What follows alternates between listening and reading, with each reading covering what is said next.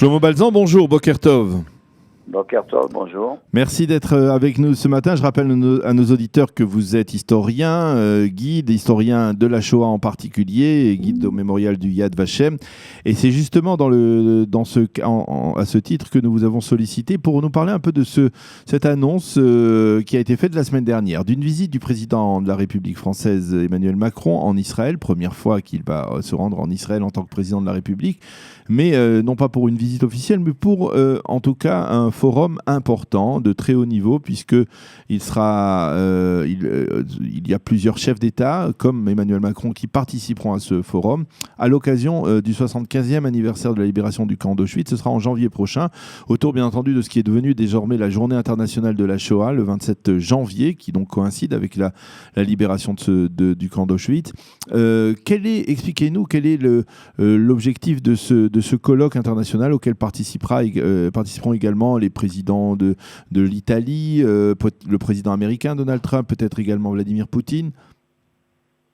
Eh bien, c'est la suite de ce qu'on a appelé les accords de Stockholm. Mm-hmm. Il y a eu à Stockholm en l'an 2000, le 27 janvier ou 29 janvier 2000, il y a eu une réunion où se sont réunis 46 pays, dont 33 ont signé un accord international. Ils ont créé quelque chose qui s'appelle International Holocaust Remembrance Alliance, l'Alliance internationale pour le souvenir de la Shoah, pour décider dans différents pays, d'après les lois, d'imposer des lois qui garantissent le souvenir de la Shoah, notamment dans le domaine de l'éducation. Donc, c'est une suite logique. Chaque année, ils se réunissent. Ce sont des États. Il y a à peu près 33 pays qui ont signé tous les accords, bien que 46 ont participé, 46 délégués des différents pays ont participé à la création de ça. Donc, chaque année, ça continue. Et effectivement, il y a des accords internationaux qui garantissent notamment le domaine de l'éducation. Vous connaissez bien le cri d'alarme de Georges Bensoussan en France, les territoires perdus de la République, où il y a des endroits où on ne peut même pas enseigner la Shoah. En Angleterre, il y a le même problème. Dans beaucoup de pays, il y a ce problème, en Hongrie, en Slovaquie. Comment on enseigne la Shoah et qu'est-ce qu'il faut dire? Donc il y a beaucoup de pays qui se sont réunis pour fixer un cadre légal à l'organisation de l'éducation pour la continuité du souvenir de la Shoah. En ce moment, il y a beaucoup d'États qui viennent à Yad Vashem. Le dernier était le Grand-Duché de Luxembourg, qui, le 4 juin 2019, maintenant il y a 2 mois à peu près, ont signé un accord avec Yad Vashem pour des accords, notamment comment on éduque sur le problème de la Shoah dans différents pays, notamment dans le Grand-Duché de Luxembourg. Il y a cet été, il y a eu au moins une vingtaine de séminaires internationaux à Yad Vashem, des professeurs non juifs, en général des professeurs d'histoire, de Serbie, de Croatie, d'Italie, d'Angleterre, d'Allemagne, de France, bien sûr. Il y a beaucoup de pays qui viennent ici pour apprendre. Donc, c'est une suite logique pour donner un cadre à tout ça. Alors, on parle de souvenir de la Shoah, mais indirectement, et c'est bien entendu intimement lié, on parle de lutte contre l'antisémitisme. Ces pays sont confrontés à une résurgence de l'antisémitisme comme on n'en avait pas connu depuis la fin de la Seconde Guerre mondiale. Et on a le sentiment quelque part qu'il y a une volonté de la part des chefs d'État d'essayer de s'unir là aussi pour pas seulement persévérer dans le souvenir de la Shoah, mais lutter de manière plus efficace contre cette résurgence de l'antisémitisme. Oui, bien sûr. C'est un des débats clés de ces réunions, comment on fait pour lutter pas seulement contre le négationnisme et contre la négation de la Shoah, mais sur les faits antisémites qui découlent également de ça. Donc il y a un problème éducatif pour former les jeunes générations contre le racisme, contre l'antisémitisme, contre l'oubli de la Shoah et de ce qui s'est passé. Donc effectivement, c'est un des points clés de la lutte contre l'antisémitisme. Et c'est des réunions extrêmement importantes. Je connais bien le professeur Yehuda Bauer, qui lui participe en général à des forums internationaux dans ce domaine-là, qui lie la lutte contre l'éducation, la lutte pour l'éducation et la lutte contre l'antisémitisme. Ce type de réunion, de forums internationaux à très haut niveau, est-ce qu'ils ont des répercussions très rapides et très efficaces, on va dire? Par exemple, si on veut parler de lutte contre l'antisémitisme, est-ce qu'on peut très rapidement voir sur le terrain la réalisation de certaines décisions qui sont prises dans le cadre de ce forum? Oui et non. C'est-à-dire, oui, parce qu'il y a des lois. Chaque pays, chaque gouvernement, chaque ministre de l'Éducation, chaque ministre de la Justice crée des lois qui limitent l'antisémitisme. D'un autre côté, il y a un renouveau du nationalisme, il y a un renouveau de l'antisémitisme. Il y a beaucoup de raisons au renouveau de l'antisémitisme, notamment en Europe. Et Georges Bensoussan signale également la montée de l'extrémisme islamique. Mais c'est vrai qu'on a besoin de se réunir et il y a des résultats concrets. Alors, c'est plus concret au niveau de l'éducation et des fois ça marche plus, des fois ça marche moins bien. En Angleterre et en France, il y a des régions où on n'arrive pas à imposer entièrement l'éducation contre le négationnisme et l'enseignement de la Shoah.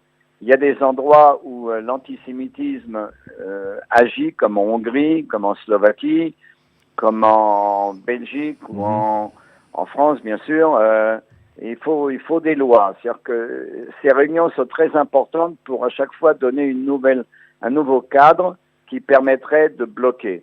C'est très, très difficile. Vous savez qu'en France, c'est très compliqué jusqu'on est arrivé à l'affaire Dieudonné, jusqu'on est arrivé à des tas d'affaires où il faut crier tout haut contre l'antisémitisme. Mais le combat est encore long, mais ce genre de réunion est extrêmement efficace dans sa majorité. Est-ce que l'on peut dire que le fait que ce forum se tiendra à Jérusalem, au Yad Vashem, eh bien, c'est de facto une sorte de reconnaissance aujourd'hui que le fléau antisémite eh bien, s'exprime à travers l'antisionisme et que, comme l'ont fait certains chefs d'État, dont Emmanuel Macron, eh bien, on peut s'attendre à une reconnaissance de la part de nombreux chefs d'État ou de nombreux pays, selon lequel eh bien, l'antisionisme, c'est la nouvelle expression de l'antisémitisme traditionnel?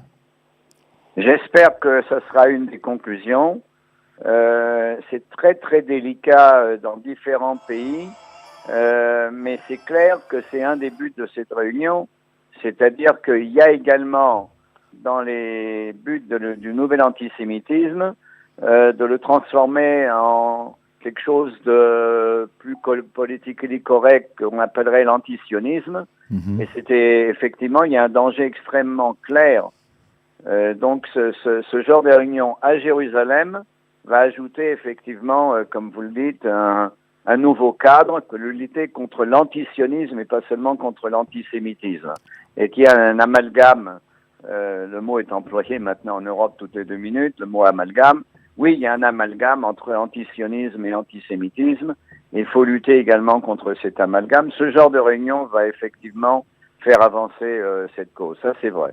Alors, je voudrais vous poser une question, alors peut-être plus en tant que guide et historien du Yad Vashem directement, mais en tant tout simplement qu'observateur et historien justement de la Shoah. Le fait que Emmanuel Macron vienne en Israël, on l'attendait depuis son élection, mais qu'il vienne dans le cadre de ce forum, pas obligatoirement dans le cadre d'une visite d'État comme on aurait pu le souhaiter en Israël, a fait dire à certains que Emmanuel Macron venait plus pour honorer les Juifs morts pendant la Shoah, les Juifs assassinés, que ceux qui sont vivants ici en Israël et qui continuent à développer cet État. Qu'est-ce que vous en pensez ? Alors, premièrement, je ne sais pas exactement quelle est la position exacte de la France vis-à-vis d'Israël. Il faut caresser la chèvre et le chou. La France est coincée entre beaucoup de problèmes diplomatiques internationaux, notamment avec le monde arabe et une grande population musulmane en France, et le fait que la France est encore amie d'Israël, j'espère, oui.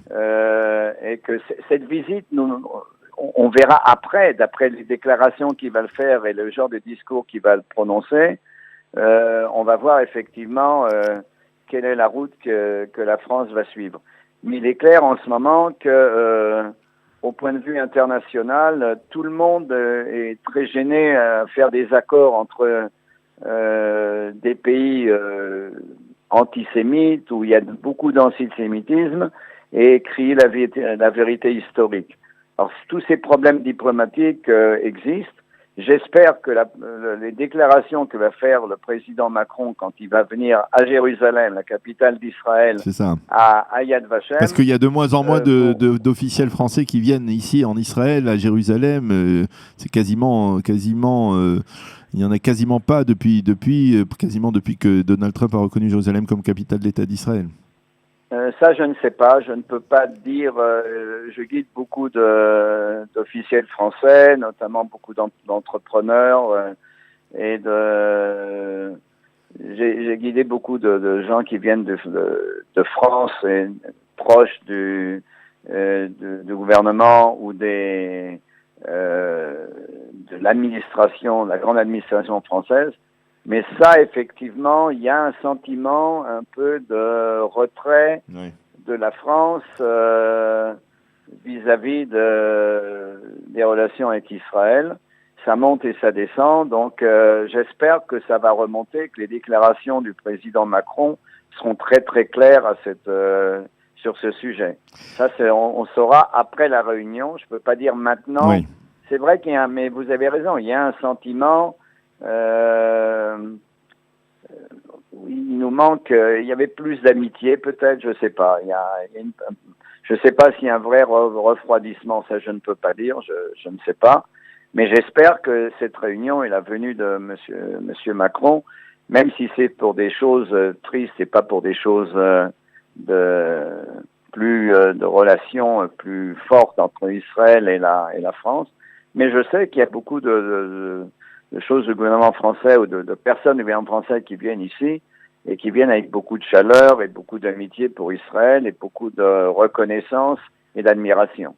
Donc, j'espère que ce congrès va peut-être relever, va être une nouvelle porte, un tremplin pour des nouvelles relations bonnes entre Israël et la France. Alors, une dernière question, Shlomo, à propos d'un autre sujet dont on a parlé cette semaine, c'est la visite de Binyamin Netanyahou en Ukraine, son pèlerinage dans le site de Babi Yar, et puis le fait que aujourd'hui, eh bien, dans ce pays qui on peut dire, a été un des pays alliés de l'Allemagne nazie et a porté, on va dire, sa triste contribution, lui aussi à la Shoah pendant la Seconde Guerre mondiale, eh bien, ce pays aujourd'hui est dirigé par un président juif, par un premier ministre juif. Comment expliquez-vous cela quel regard vous portez sur ce fait-là, plutôt étrange et inattendu, du fait que l'Ukraine est dirigée aujourd'hui par 2 dirigeants juifs, alors que c'est un pays qui a été considéré il y a encore pas longtemps comme un pays dans lequel il y avait un très fort antisémitisme? Alors, je pense que M. Zelensky a été élu en Ukraine. Il est arrivé premier dans un concours de circonstances. Oui. C'est un homme très connu, un humoriste, c'est un comédien. Il n'y a pas tellement de programme politique. C'est pas très clair tout ce qu'il dit. Alors, pourquoi il a été élu quand même? Qu'est-ce que j'appelle le concours de circonstances? C'est que, premièrement, le gouvernement d'avant de Poroshenko était complètement corrompu. Et beaucoup de problèmes. Et il y a beaucoup de problèmes en Ukraine que Poroshenko n'a pas du tout résolu. Et il est arrivé premier par hasard, entre guillemets. C'est un peu exagéré de dire cette phrase-là, mais presque. Ok? Parce que l'Ukraine est plongée dans une énorme corruption intérieure. C'est ce qu'avait le gouvernement d'avant. Deuxièmement, des problèmes terribles avec les relations avec la Russie. Il y a encore des combats ou des incidents du côté de Donetsk, à l'est de la Pologne, à l'est de l'Ukraine, excusez-moi, à la frontière russe. La Crimée a été annexée par la Russie en 2 minutes et demie et personne n'a rien dit dans le monde. C'est-à-dire que l'Ukraine était un peu paumée et que cet acteur-là, Zelensky, qui parle très bien et qui présente très bien, qui a un sens de l'humour extraordinaire, a été élu. Maintenant, qu'est-ce que ça veut dire? J'en sais rien. Il y a aujourd'hui 60 000 juifs en Ukraine, une grande partie veulent partir. Il y a des camps de réfugiés du côté de Kiev, où l'agence juive réunit des juifs qui se préparent à l'Aliyah, notamment de la région de Donetsk. La majorité de la population ukrainienne, je ne dirais pas qu'ils sont pro-sémites, je peux pas signer qu'ils sont tous antisémites, mais il y a une atmosphère antisémite dans beaucoup d'endroits en Ukraine. Par exemple, on a fait reconnaître comme héros ukrainiens des gens qui étaient comme Bandera, qui étaient des collaborateurs terribles avec les nazis. Mmh. Donc, et Zelensky a un peu bafouillé, il est contre, mais bon, il y a quand même des héros ukrainiens et ainsi de suite.